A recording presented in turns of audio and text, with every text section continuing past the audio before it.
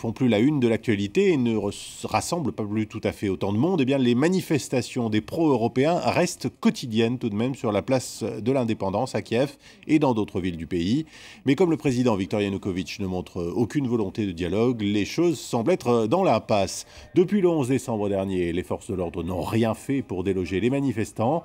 Mais pour autant, les militants doivent faire face à d'autres formes de violence. À Kiev, mais surtout dans d'autres villes, loin des caméras, il y a eu des dizaines d'agressions contre les opposants au régime. C'est un reportage de Gulliver Krag et Maya Shimanowska.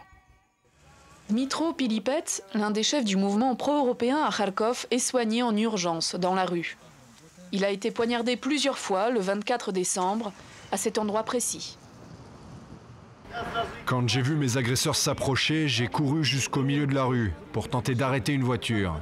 Ils m'ont attaqué ici, il y a eu une bagarre, puis une voiture s'est arrêtée et j'ai été sauvé.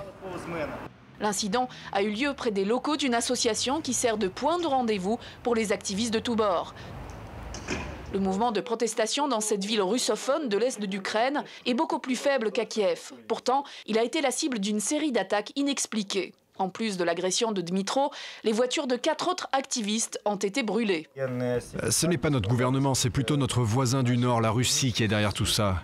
Quelqu'un là-bas a peur que la contestation ne se propage à Kharkov, car elle pourrait alors se répandre au-delà de la frontière et les gens là-bas pourraient se réveiller. Ce serait vraiment dans l'intérêt du président Yanukovych d'enquêter sur ces crimes et d'y mettre le holà. Je ne comprends pas pourquoi il ne le fait pas. Dmytro affirme ne pas se laisser intimider par ces attaques. Ces agressions, quel que soit le responsable, sont très fréquentes, et ce dans tout le pays. L'équipe de Kharkov les a recensées sur un site internet. Depuis début décembre, il y a eu plus d'une centaine d'incidents, en comptant des agressions contre les activistes pro-européens et des attaques contre leurs biens. Aucune enquête n'a abouti. Parmi les victimes, le député de l'opposition Andriy Ilienko et la journaliste engagée Tetiana Tchornovil, brutalement battue le 25 décembre.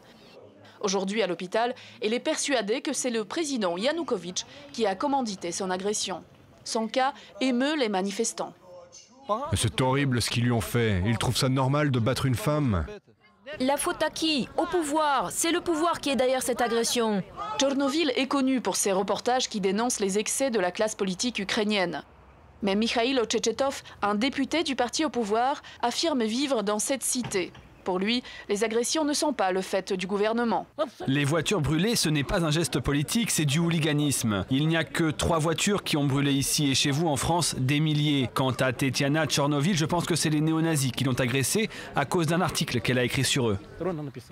Alors que les crimes contre les militants restent impunis, les activistes, eux, sont souvent inquiétés par les forces de l'ordre. Le Parlement ukrainien a voté une amnistie pour tous les prisonniers politiques.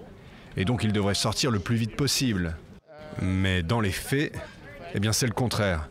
Et ils restent en prison. Aujourd'hui, des dizaines de militants sont poursuivis par la loi et au moins 5 se retrouvent derrière les verrous sans aucun chef d'inculpation. Automaïdan, la branche motorisée du mouvement de protestation, a décidé d'attirer l'attention sur le sujet en manifestant devant un commissariat. Si la police vous le demande, vous arrêtez votre véhicule. On n'enfreint pas la loi. Ici, on agit en toute légalité. Mais très vite, les forces de l'ordre montrent qu'elles ne sont pas du même avis et finissent par embarquer l'une des voitures du convoi. On passe à l'actualité sportive à présent et au sommaire. Ce matin, les dernières informations sur l'accident de Schumacher et l'étape du Dakar d'hier. Mais on commence par le football et le match en retard de la Coupe de France.